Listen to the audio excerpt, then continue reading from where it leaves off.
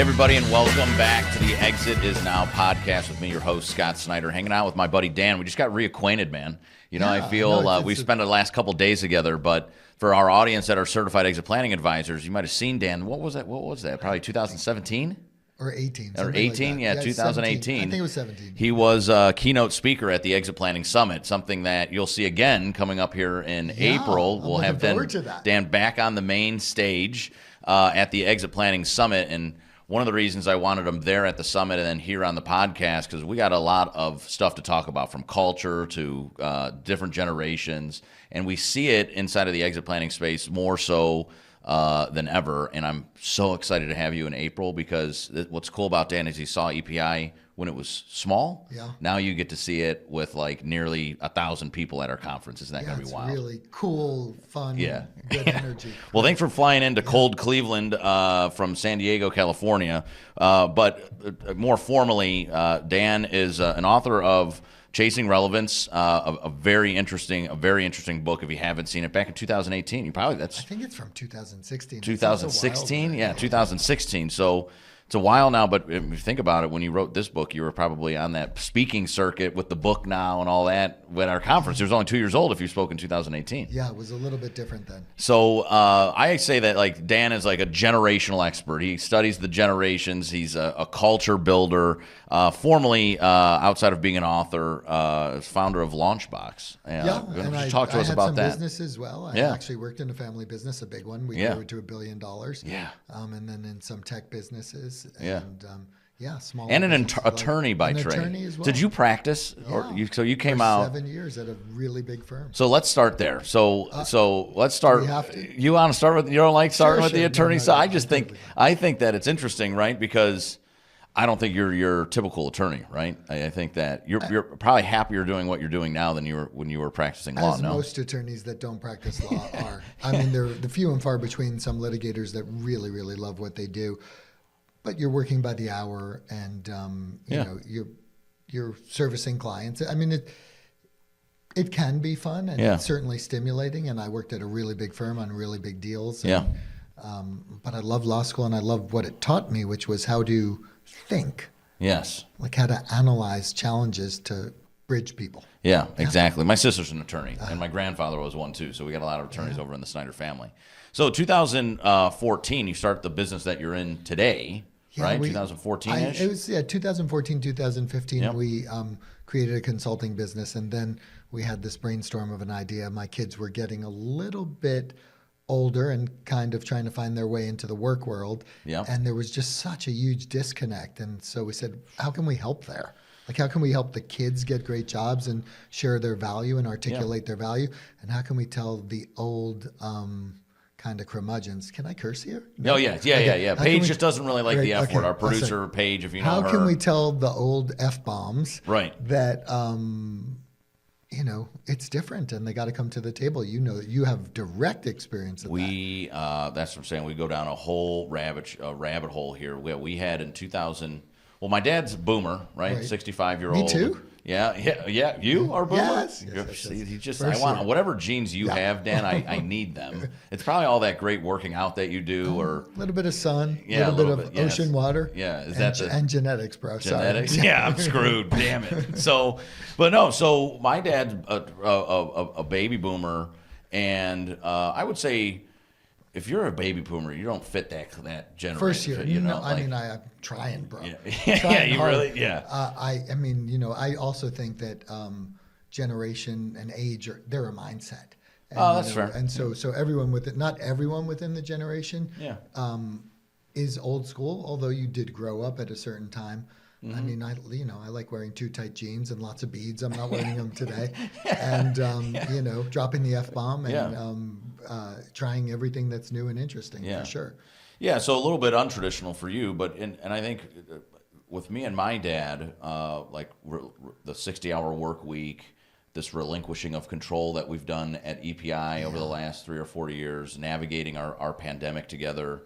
And then what hit me about jumping into that story was, in 2020, when we were navigating this pandemic, Dad has kind of come through it now, but there are times he seemed very happy about it. Yes, he is very proud. We've taken actually a lot from Dad too, because the boomers like you guys have this really unique ability to handle crisis throughout your career, right? So when we hit the pandemic, looking to Dad and his experiences in navigating companies was critical. But one thing that Dad, I think, in 2020 was struggling with was he's surrounded by a bunch of people that are in their 20s and early 30s. The average age of our leadership team today is 31 and a half years old. The oldest guy in the company today is only 45 years old if you take away Dad, right? Right. And so we're different, a lot different, and I think that we want different things out of the workplace, and the way we function and think is different. And Dad was struggling with, he always used to say, like, maybe you need to add a gray-haired effect to the leadership team. I'm like, that's really not my style right now, Dad. Well, the testimony to the success that you've had, I think, is that you live the ultimate saying, which is where youth and experience meet, that's where magic happens. And so you guys have really tapped into figure out where youth and experience meet and to create that magic. And so you may not have someone sitting here with you every day that's a boomer, but you have advisors, you have mentors, That's you true. have access to those people, and you know when you need that. And so that combination, you've been able to do a really, really good job with that equation. And that's what's necessary of all businesses to move into the future. And that is what was necessary in writing the book, to kind of pivot back to there, which is how do we bridge that gap? And how do we make that equation work? Because we know it will work. We've been complaining about it since the beginning of time. Socrates and Plato, I think there's a quote in the book, one complaining about the other, didn't, do his homework, didn't respect his teachers, ate with his mouth full, all the things that we still complain about 4,000 years later. But the truth is, the reason we prevail as a society is because where youth and experience meet is where magic happens. Yeah, there's a quote or a saying in the back of the book about fixing millennials, right? Yeah.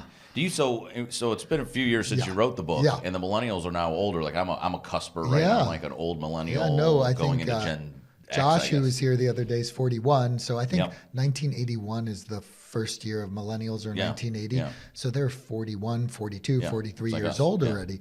And so now there's Generation Z, which starts at about now, they're probably at about 26 and younger. And then probably the 17-year-olds or 16, 15-year-olds, they're Gen Alpha is what they're calling them. Yeah, I know. We got to get into that too. I told you when I was talking to kind of yesterday too, I don't have enough data points on them yet because they're pretty young, right? They're I don't think anyone does. Yeah, you don't know. Yeah, right. There's not a lot we kind of understand how it's coming and shaping. What do you think is the biggest reshaping or reframing of each of the generations, especially since millennials? What's the biggest factor?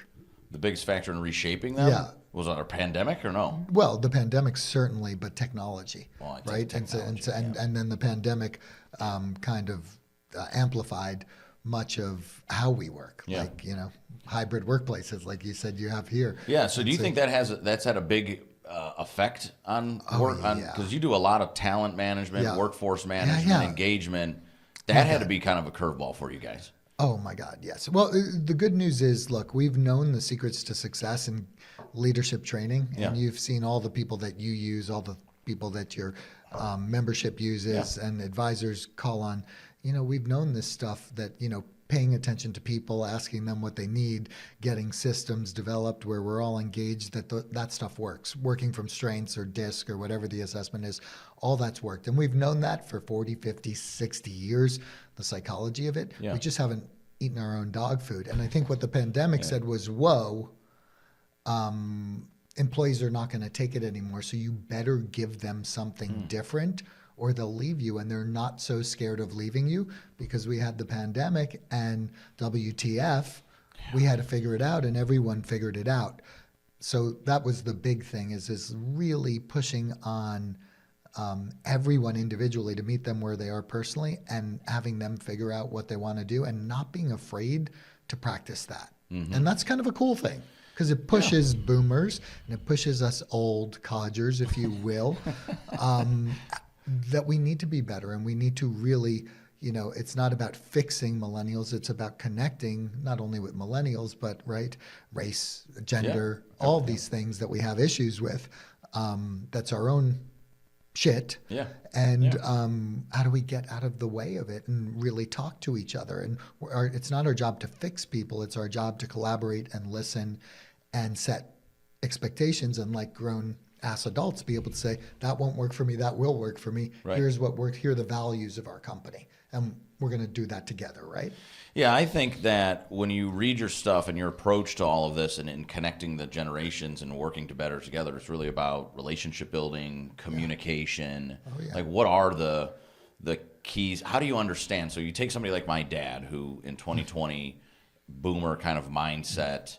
Now we have to go work virtually. Like, oh man, like no one's going to work when they go home, right? They're just going to be messing around, Which right? they actually worked more, right? Yeah, and that's what I'm they saying. were more effective and efficient. So if my dad was sitting here and he was struggling, if you were here with us in 2020 and struggling to connect to the next generation of leaders here at his own company, what are some of the keys to success? Like, when you go in and start to analyze that, what are you looking at? Well, I think what happened during COVID is we were forced to understand that the technology actually really works to allow us to be able to work everywhere. Yeah. And so I don't really think we believed it. And especially if we're an old school person like me, I started my law career, there was no email. I mean, that's how old I am, right? And so there was no email. I didn't have Slack. I didn't have, Instagram and Snapchat and every other thing available. And so it just was different. And so we believed our belief system, right? We had to bust all these myths, which is part of our system, to say, can it be done differently? And will it work? And we saw pretty quickly that it would. And I think the biggest thing that stood in the way of your dad pre-2020 was they were not forced to see that or look at that. Yeah. And then the other thing, which I've had a couple of conversations since I've been here about, is really hard to give up control and shift your 100%. Mindset and do those things. And so I think your membership has to really focus on that, not only for their own businesses, like you describe your thing, which is a really cool example, but we have other consultants we're working with that are facing the same thing, whether it's in law, whether it's in exit planning, whether it's in accounting, whether it's a regular business. And then they have to be able to bridge that also for their clients who are in all these family-owned businesses or small businesses. We're going to have the largest transfer of wealth ever from one generation to other, trillions of dollars. And so we gotta figure out, right? It's like we can't whine anymore. Why can't we just get along? We have to figure out what are the tools to do it. So your question was, what are the tools to do it? And I think you have to understand that the most important thing you can build in any business is a relationship. Because what's the most important life work skill? If you ask yourself, what's the most, it's building relationships, period. Right. Whether it's in life or whether it's at work. And so if you distill it down to its purest and most simple form, and you really get people engaged in having a conversation. And, part of being a lawyer, kind of this helps me in being a coach, is I just ask really hard questions. Yeah. Right? I think you're described by some I saw as one of the most caring yet direct people have ever met. And I would say, too, we were hanging out yesterday with Dan, and he can remember everybody's name and within minutes. And it's just like, in doing that, though, this caring thing, this relationship building starts to come out in you. You just feel like, I love people. I mean, I really love people. Maybe I'm from New York and I just love knowing about their business, but I just love learning and really understanding. And it's just who I am, is to want to help people be better. And so I'm not the type of guy at a cocktail party that can talk about the weather. I want to talk about what are the hardest things that you encountered and how the hell can we help you fix them, right? Like, and what should you be thinking about? And, it's a strength, and to some people, it's a huge turnoff, right? You got to know your audience. Well, you got to know your audience. I can see how sometimes people are like, whoa, this guy's really asking some tough questions. That's a lot. Yeah, that's a lot. Turn it down. So when you're looking at the next generation, so we've just done a large state of owner readiness survey, understanding business owners and how ready they are to transition, how attractive their companies are, and all that stuff that we talk about here in the EPI world.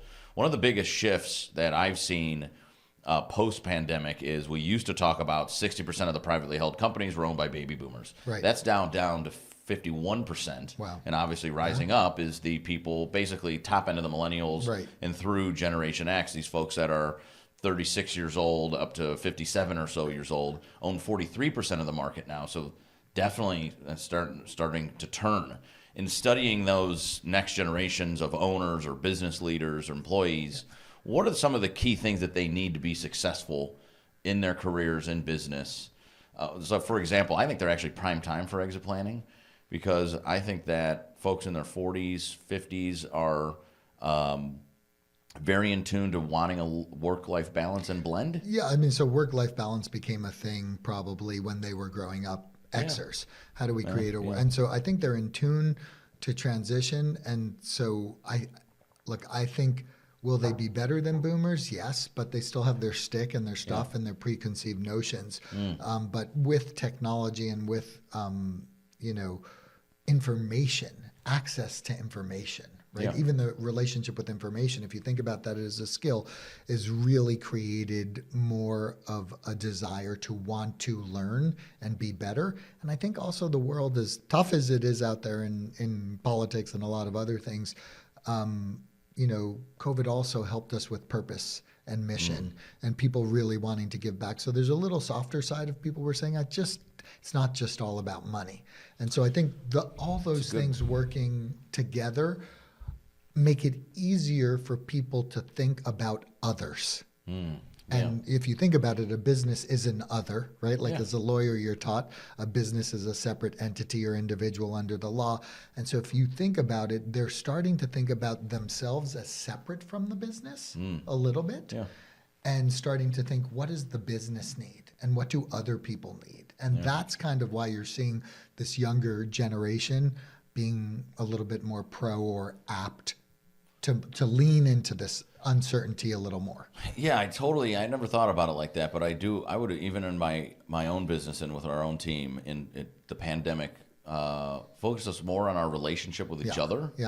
And caring more about others. It's just spot on. So and the thing about building relationships, the way I look at it and the way our system looks at it when we teach it, is there's an individual component that you need to own, right? For yourself, because you have to change your mindset, you have to change who you're going to be, you have to change the way you present, you have to understand your audience. And then there's this huge other component. And to us, self plus others equals results. Because as Zig Ziglar said, I think he said, right, you can have anything you want in life if you just give others what they need. And I think that is the secret really to this mess that we call not being able to get along from the generations for years and years and years, is we're just in our own shit. And we just completely focused on ourselves. And it's survival as humans, right? Like I have friends, I have family, they always lead with themselves. And when you can switch it to how do I lead with others? And that probably was even in your own personal experience with your dad, is when he made that break, right? It's the break that when you can focus on the others, the control starts to go away. It's like, okay, I got to teach the others. So if there's some things I wouldn't do my way, it's okay because they got to learn. Right? And then it eradicates control. I'm having like an aha moment though, because it was so true. Once me and Dad, even in our own relationships, stop trying to fix each other. Right. Like, Dad, you just don't understand me. Come my way. Let me fix you and maybe make you more millennial. Right. Or Scott, let me make you more boomer. And we just started to better understand each other. Ask questions. Ask questions. It really changed who Dad and I were as father son and as business partners, and that kind of bled. I'd like to think kind of bled through the organization, where we all started asking more questions and caring, and then asking questions of yourself is the ultimate, right? Like, is how do I want to show up? How do I want to be? How do I want to come across? What do I want my brand to be? What value do I want my company to bring? What type of relationships do I want to have with the people that I work with? And you have all those things going on here, which is such a unique thing to watch it work well, right? Because I get to go to a lot of places. You do. And most of them not so much. Right? Well, we practice a lot too, right? So from our mentors and our coaches, from whether it's you or anybody else that has really spent some time with us over the last 3 years, it's not by accident, right? Like, you get in there and you gotta it's gotta be top of mind. Because I could tell you, when you first met me, 2018 or whatever it was not like this here. It was not relationship building. What do you think changed? Oh man, what a loaded! It's just sorry. Am I doing the interview? No. It's one of the coolest things about guests when they actually flip the script a little bit. But man, there was a lot of stuff. I think that like, I was so concentrated on like the destination that it was almost like at the sacrifice of everybody else. Like, we just had to get to that goal. That's called youth, right? I wasn't. As much as I'd like to think that I was a people person and I was a relationship builder, looking at who I am and how I am today, I don't think I really was. I was very militant in my I'm sure leadership you skills. were, right? Yeah. I think what I sense from you in the years is an intentionality. Yes. Right. And it's about really carving out that intentionality on a daily basis and saying, I'm going to be more intentional. Yeah. And I'm going to learn every day how to be more intentional to meet everyone where they need to be, right? Yeah. Personally. Well, whether it's a client, whether it's a friend, whether it's a coworker, all those things. Yeah, in my style, I was saying it was almost like militant, right? So I for 10 years prior to doing what we're doing today, I owned a landscaping company. And with those guys, and maybe if I challenged my leadership skills back then, it maybe even would have been maybe better. But they almost needed like that structure, right? Like there was a foreman, there's a sub-foreman, there's and it was very like direct and order. Then when I got into this business, I knew that leadership style. So then I started using that leadership style here. And honestly, a lot of coaching from my father as well in big corporate America, a lot of boomers, right? And people like Colleen and Paige that are over here producing the podcast right now, they don't want to be led like that. They don't want to just be told what to do every day and have no like Paige and I 3 or 4 years ago had no relationship. I think if Paige was sitting in this chair, she would say, yeah, I was kind of scared of Scott. Right, and so now she's not anymore. I don't think she's nodding her head back there. I don't. I don't think she is anymore. In fact, she's actually one of my most, if not the most trusted advisor to me today. Yeah. But it was that change where you just talked about having access to information. Yeah. Like they can just Google something now. Yeah. Like so, leadership has completely changed. Yeah, leadership, and we kind of talk about these 3 hacks because you asked for like what's a morsel or a tip that you could give people. And the first one is you got to turn your perspective upside down, which is that other focus and figure out what do they need from me. So for example, I had a big consultant that works at a firm where there are 28,000 employees and said, oh, you're really good at this keynote stuff and this workshop stuff. Could you tell me how to do a workshop for them? Yeah. And I said, well, what do your people need from you? Right. And her response was this to me is, well, I want them to. I was like move to strike. I wasn't a litigator, but move to strike completely non-responsive. I didn't ask you what you want from them. Yeah. I asked you what they need from you. Right. Right? Very different question. Different.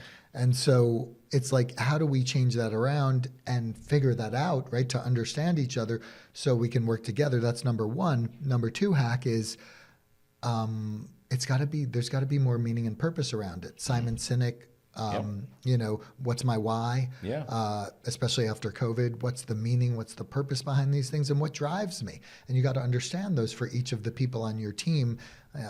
Viktor Frankl, it goes back to logotherapy. And then the third thing is, how do we reskill? And how do we coach people? Because AI's coming, things are changing. The train has left the station. It's a supersonic, Japanese quick train. Yeah. And we got to figure out how to reskill people or how to skill them because they may not understand how to build a relationship or how to do a sales call or how to ask a question. And so if you can focus on those 3 hacks, you really can design something special. And that's not necessarily generational. It's humanness, right? It is humanness. Yeah. Absolutely humanness. Which is a word because I've looked it up because I like it so much. Yeah, actually, I want to get into some of these. I think if you go, you should visit Dan's stuff. If you go to Dan's website, I think there's a tab on there that's called Danisms. Oh yeah, you have like a bunch of Danisms in there, right? And so we'll give them a bunch on the podcast. Yeah. So I want to dive into some of those after a quick break. So just stick with us for 2 minutes. We'll be right back. For business owners, by a business owner. Walking to Destiny is your essential resource for understanding what makes your business highly profitable and significant. It becomes a business owner's handbook to know how to rapidly grow value and ultimately unlock the personal wealth trapped in business.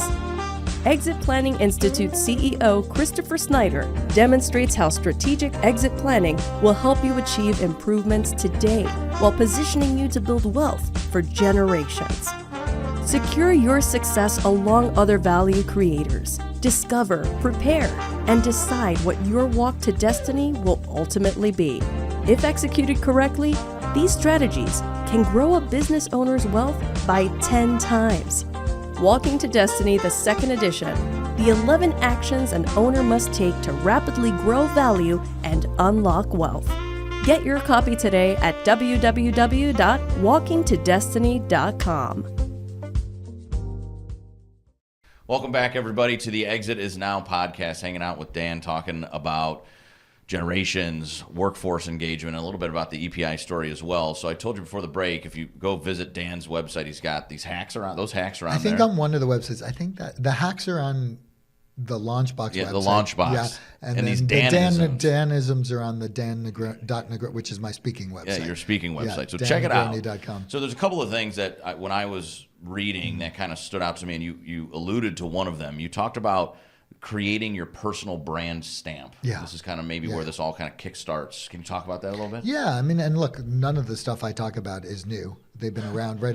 I read 2 books a week. That's another great thing that people should do, or listen to 2 books a week on fast. Yeah.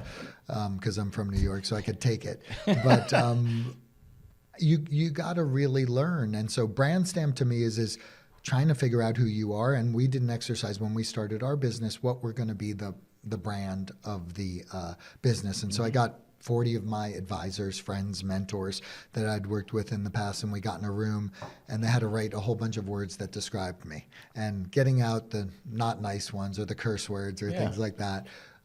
They came up with 3, and the 3 words they came up with were generous. Giving, direct, and inspiring. And I was asked to write my 3 words before. And my words were generous, giving, bold, direct, and empowering, inspiring. Because I think empowering is a little bit more. So yeah, that's cool. When the world sees you as you see yourself, you're doing something right. I'm not saying you're perfect, but you're doing something right.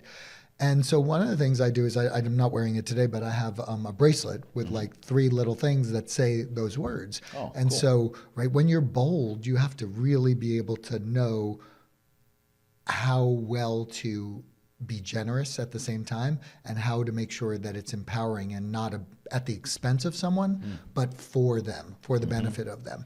And so I think we do that exercise with people and individuals so they can get a sense of themselves, figure out their why, figure out their story so they can articulate their value. Because if you cannot articulate your value to someone, you're in trouble, right? I mean, look at all these advisors. They should really understand what's their superpower, what's their story. And so I think that's just one of the tools, this brand stamp, if you will, about who, and it also makes you hold yourself to those words and to be accountable to yourself.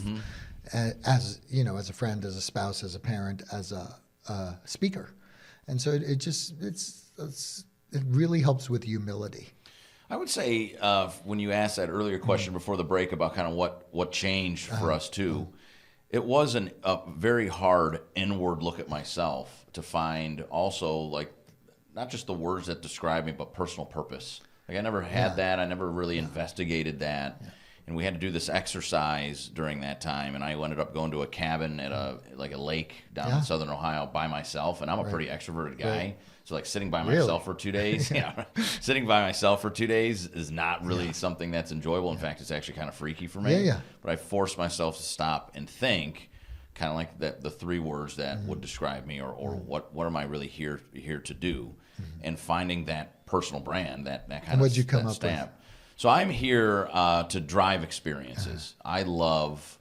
That's probably some of the work that one of the reasons I like the work that we do is that I'd like to think that by empowering the SEPAs, not only are we giving them a transformation in their career, but then they're transforming a business owner's life. It could be like the Cavs game that we went to the other night, right? I love creating that experience and bringing people together and seeing people have fun, and then I'm obviously having fun in there with you guys. And so, or maybe it's empowering somebody, like going back, not to, you have Paige as our subject here, but helping Paige go from marketing intern to director of marketing in a matter of a 4 or 5 year run. Like those things for me are super, but finding that critical. It's more than driving experiences, if I might. Permission to absolutely. reframe a little Absolutely. bit. I think it's about empowering growth. and growth in humans. And okay, there you go. Sorry. All right, that's one. A little consulting nugget. A little it nugget really is about empowering growth. And one of the ways you empower growth is through connection, right? And that's why you love the experience, because you're connecting people through the experience. But really what you're doing in the experience is you're making 2 + 2 = 100, because you had all these people together and you put them together and you hope that they come away with something that, right? I met Josh. I met Sam. I met Carrie. I mean, I had a lot of amazing experiences that you did by empowering that growth. You can call it driving experiences. I think it's a little bit deeper about what you're doing for people. Yeah. So another one on the thing on your website that kind of stood out to me too was talk a lot about a modernized organization. Yeah. So what does that look like for you in today's world? I think it looks like whatever you need it to look like for your organization, which is what it doesn't. I mean, look, you have to have a system, right? Like you have to have some system. And you have to be true to the system. This system thinking from Buckminster Fuller, right, from years and years and years ago in the 50s, I think it was.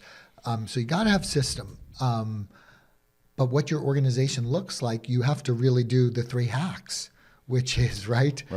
What does everyone need from this? What do we want to be? What's our meaning and purpose and drive? And what are we trying to accomplish? What's our story and superpower to create and empower growth or whatever value we're bringing to others? And then the third thing is what are the skills that we need to do it, and how are we going to make sure that we can actually effectuate them, right? So it's within those 3 things. I think as sales organizations need a little bit different flavors to those things, but you just need to kind of systematize it in a way, and you have to be open, honest, authentic, and transparent about it, and distill it down to, like you guys have, to something really simple and live to it, like the way you did your drive to your own goals. Like the way you have everyone talk to each other, like the way you inspire them or empower them to talk to your clients to give value. So, I mean, I don't know that there's a simple answer to that question. But there's a simple way to get there. Simple way to get there. Do you understand what I mean? Yeah, no, I understand. I understand exactly. Exactly. And everyone's different, right? Just like the Peloton teacher, I use this example because I love it. They're talking to 1 million people, but they're hitting everyone else where that person needs to be hit. And I'm motivated to go harder differently than you're motivated to go harder. And so how do I, right? So same thing with your company. I totally you got all agree. these different individuals, so you got to figure that out. Yeah. So the other thing I find difficult in our business, and it'd be interesting as an example across all the clients that you're working with, how do you start, once you have that, how do you start to kind of maintain and grow that culture in a more virtual world? So I struggle with this, right? When we came back post-pandemic, when we were allowed to come back in the office, we came back hardcore 5 days a week again, right? And people were so adjusted to the other way. And the challenge back for my leadership team, Dan, was, dude, we're hitting all our goals and then some. So Scott, you got what's wrong with you, bro? Yeah, Lighten up. They're like, you're so old school, and I'm like, I feel so like a young guy. Well, but maintaining that culture. Right. So you ask them, why do you want this and why do you need it? And their answer to you was, right. That's the first hack. Was, I love the flexibility with my life, and it allows me to feel, to relax better, to work harder, to produce more, to do all those things. And so 5 days is probably not realistic anymore, but I still need to be with people. I want to grow. I want to learn. I understand part of our business is being together. So how do we figure that out? And so it's iterative. It happens over time, and lots of events can change that, from a storm that, shuts you down for a week, to air traffic control problems, to weather, to all, to all those things. And so I just think you got to really always be, doing I call them drive-bys, which is probably not politically correct at all. Not anymore. But like with check-ins, you're checking in with people. And I think virtual gives you more flexibility, not less. It allows you to save money on some things. It allows you to connect and feel closer to people. Allows you to do some digital or online content. The answer is, it takes a lot of work. And anything that's good takes a lot of work, and it's hard work. And as long as your people are engaged, they're going to find the solutions of how to do the work better. Yeah. The other thing is, for me in the business today, you might have heard me talking about this last night a little bit too, is scaling that culture now that we've built. So I think we got a good thing now, right? And my biggest struggle right now over the last 18 months is relinquishing control. and empowering my leadership team. Like, I'm not even hiring anybody anymore, which is like a very weird thing. I'll tell you too. I was sitting in my well, I actually came into the office. We had a new guy, Ron. I told Ron the story the other day, and Ron is one of our business development managers. And he was sitting there, and it was the first time this has ever happened in my life. He was sitting there as the brand new guy on day one, and I had come in at like 10 a.m., and they were already doing some training. And when he turned, he like kind of like was like, oh, and he like sat up straighter and then got up and shook my hand. And Sir. It was super weird because I hadn't met him ever, right? Jesse hired on to Jesse's team. And for me, it's kind of weird being like, that's the owner, that's the president of the company, and I'm like, I'm just a regular guy, right? But now what I think our challenge is over the next 3 years, we're going to go from 30 people to about 55 people. Is how do I continue to scale and grow and instill the stuff that we've created to the 55th employee? Yeah. So the first part of the answer is diligently, and second part is carefully, right? And then I think the third part is how do you get Colleen and Paige and John and Matt and Jesse, all the names all, that you remember, all the names that I remember, right? And Jenna, Yeah. and how do you get them to be able to be that bridge for you when you're not here? And how do you get them to infuse that culture? And for each of those people, it's going to be different. But I would say the most important, what do you think is the most important thing about that kind of presupposition of hiring all those people? What's the thing you need to do best? Well, I think hiring the right people Exactly. right out of the gate. That's the right answer. Yeah. And so how do you do that? Today, it was interesting to see they actually use the core values that we've created. I love that. Right, so like kind of right you out of the point gate. to, hey, these are the behaviors, right? These are the values. These are the behaviors that are going to drive our business. And do you have these? Because if you don't, right, like door, exit, exit sign, right? Exit, see that exit? Door. That's meant for you. Yeah, right, exactly. Right. So I just think hiring, right, is really, really critical. So getting more people involved in the process of hiring, really figuring out what works for people, maybe doing even an assessment depending on a role. Yeah. Do you do a disc, not to figure out are they a high D, Yeah. but to figure out what questions you should be asking them, understanding that they're a high D in the disc, to know if they're going to fit within your culture. Do you understand what I mean? Yeah, or to do totally. strengths. So it gives you more clarity of being a better employer and hirer of people. And so you got to really, really be really careful with that. You said when you had your transition here, you had to get rid of, or you had to, let's be more polite about it. Yeah. Certain people had to exit stage right to make room for the ability to make the change in the behaviors that you thought were necessary to grow the group that you have here. And I love that. And so you got scaling is about making sure you got the right people on the bus, which we never spend enough time doing. Yeah, I could tell you too. That's another significant switch in the way in which we hire and onboard. And to your point, we're way more intentional in those first couple of interviews than we ever been before. You might go through like 3 or 4 interviews now to make sure that we got that right fit. So when you walk in, we're all successful, right? You're going to be happy. I'm happy. What do you think is the most important thing for that fit? Oh, not to boy, I'm going to put you on the spot time after time. So I think I think the most important for that fit, I would just lean back onto the core values. The values, sure. I would. You have to believe in those things. If you don't, so, and not in a business, but like in life. So what I would say is, right, in addition to the values, it's mindset, right? The most important, the overall mindset, one, to adapt to and agree with the behaviors, but also to learn, to grow, right? To have a growth mindset, to fail hard, to drive hard, to be able to take feedback, to be able to ask and focus on asking great questions. I was talking to your sales guys last night. Here's a little crystal that we were talking about. And I said, there are really 2 things you need to focus on when you're a salesperson. And if you can focus on these generally, they're easy to remember, then you can do the tools. And number 1 is being interested. And so we know that no one gives a crap about us. They give a crap about the value you can bring to them, right? What's your story to make them survive and thrive? And so you need to be interested. And so you got to ask all the questions to understand the person. And the other thing is you need to be interesting, but not interesting that you're cool and you know how to be an old car sales guy, which I did for years as well. Slap them on the back, make a friend, get the mama to trust you, so on and so forth. You need to be interesting in being able to really listen so hard in this world about what their needs are and to be able to paint that picture for them personally.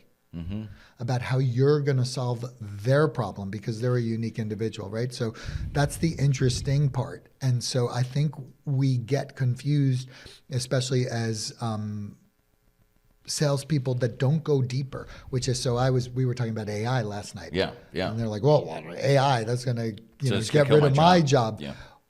Well, no, because your job is to be able to describe what's coming in the future and be able to teach them how to use AI and show them that that is also part of your value, the interesting. And so so I turned it around, of course, and said, what type of questions would you ask to the person? They were explaining they had a call at a particular time, 4:00. What would you ask that person? And they're like, bah. Right. Whoa, exactly. don't ask me that. Right. That's what we're looking to do with our salespeople. So, right, are they interested and can they be interesting? So what are their follow-up? What's their first question? But after I gave them the answer, what's their second question? Yeah. Because that showed, right? So I've been doing that with you a lot, kind of playing the game, which is, I ask the first question, but then I go into this, right? Yes, which is where the meat is. So how do we get people that can live that? I started reading this book that was recommended by one of our CEPAs, and the book literally was called "You're Not Listening," and it talks. It kind of talks about what we're referring to today. I'm wondering do you see any troubles with the next generations, since we're like, what we hear with our kids, right? You're just tied to a screen, and you're not listening. And you're not asking questions. Like, you might be listening, but it's like right through. So do you think the generations and the use of technology that we have today they've lost having conversations? Because they don't have the deep ones anymore. Yeah, there are a whole bunch of things that have gone on to really impede human connection, which is the most important thing. One is screen time, one is technology, which is good, but it can, right? Everything has, the biggest strength is the biggest weakness. So I think that's a big problem. I think COVID, the lack of being with people, I don't think we've even grieved the loss that we really had doing things differently and understanding how different they are and how much we really do need people. And need, like my second son, my youngest son just started working and he's never been to the office. Like he's a BDR rep. No, he's never been to their office. He's remote and he's in sales and he makes 100 calls a day, but he's never been to the office. And that's strange as heck if you're trying to build a team and an engagement and have contests, and all the things you talk about. So I do think, and I think, we again, we're going to have to learn how to adapt more to use the technology that we have in a way, but the humanness is never going away. That's true. So that's when I train and when I go into a business and when I coach, I'm really, really hyper focused on how do we give the skills to do the listening, to do the question asking, to be able to provide the value. Does that make sense? Absolutely makes sense, yeah. So I need to take a quick break, so we'll be right back. I want to talk to you about Gen Z and Gen Alpha. I was alluding to this last night a little bit because that's the two that I know the least. Yeah. So I want to talk to you about that next. We'll be right back. The Exit Planning Institute is the authority in exit planning. With its award-winning process, the Value Acceleration methodology provides deep insights into how to help business owners create more significant companies while blending and aligning their business, personal, and financial goals. EPI brings together the world's most elite exit planning advisors to form the EPI community. The EPI community represents over 15,000 professional advisors worldwide, including its 5,000 certified exit planning advisors. These advisors include financial advisors, growth consultants, CPAs, attorneys, M&A advisors, amongst others, who come together to expand their knowledge, create and innovate, network and relationship build, grow their practices, and better attract and engage business owner clients. Join EPI today and gain access to the community, content, courses, credential, and conference that you as the professional advisor need in order to harness the opportunity with small to lower middle market business owners who strive to grow a company of significance, thus having a highly valuable and transferable company. Follow the Exit Planning Institute on LinkedIn and visit earnsepa.com to learn more about the community leading the exit planning profession.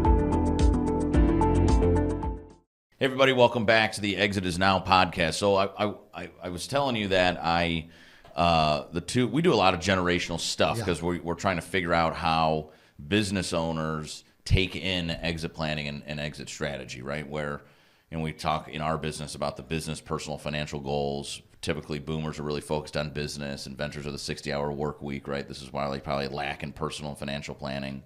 If you look at the 40 years olds, I said earlier on the show that I think they kind of really lean into exit planning to blend and balance life. They like using technology. They value their time, work smarter, not harder.